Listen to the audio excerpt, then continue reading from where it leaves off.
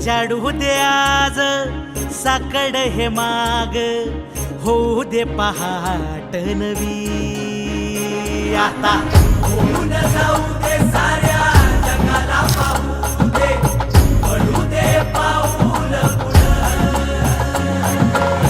जरी काट पाया खाली लाख येळा येऊ दे, पडू दे पाऊल पुढं.